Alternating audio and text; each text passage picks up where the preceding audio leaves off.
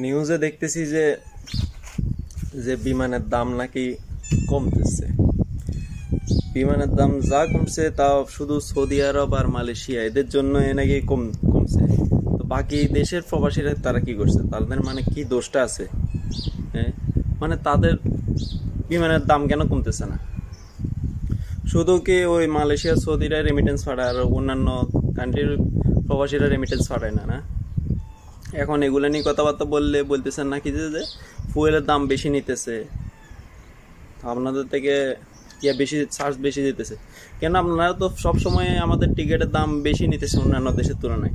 তাদের আমাদের দেশে ওখানে বিমান অবতরণ করতেছেন, তাদের থেকেও আপনারা টাকা বেশি নিতেছেন।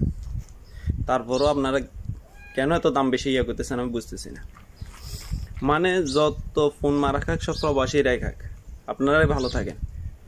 মানে প্রবাসীদের জন্য ওই দেশ এয়ারপোর্টের মধ্যে কিছু সুযোগ সুবিধা দিতেছেন, মনে হয় সবগুলা খরচা আমাদের থেকে নিয়ে নিতেছেন। সবগুলো তো আমাদের টাকাতেই হইতেছে, তারপরও এক্সট্রা চার্জ দিয়ে শুধু কেন প্রবাসীদেরকে বাস মারি দিতেছে। এমনিতে প্রবাসীরা সারা বছর কামায় এমনিতে দেশে যাইব অনেকে, যে যাওয়ার সময় পুরা খালি, তার মধ্যে আপনাদেরও নতুন নতুন বাইরে জায়গা, মানে আপনাদের জ্বালাইও থাকা যাইতেছে না। মানে যত দোষ নন্দগর সব প্রবাসী দেয়।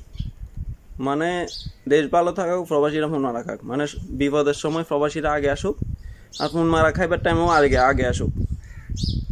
ঠিক আছে, আপনাদের সিস্টেমই ঠিক আছে, দ্রুত এটার ব্যবস্থা নেন। এমনিতে দেশের বাইরের অবস্থা ভালো না। দেশের বাইরের অবস্থা, মানুষের কাজ খুঁজে পাইতেছে না। তার মধ্যে যদি আপনাদের এই আলা অবস্থা হয়, টিকিটের দাম যদি এত বেশি হয়, তাহলে কোথায় যাবে মানুষ? ওগুলো প্রবাসী এখানে এমনিতে চারিদিকে বন্ধ অবস্থা হয়ে যেতেছে। সামনে যে দিনগুলো আসতেছে না জানি কি হয়। মানুষের কাজের অনেক সংকট পড়ে গেছে গা, তার মধ্যে ভিসা সব দিকে বন্ধ, আর এদিকে আপনাদের এই টিকিটের দাম বাড়তি। আল্লাহ আগে জানে কি অবস্থা আসতেছে সামনে।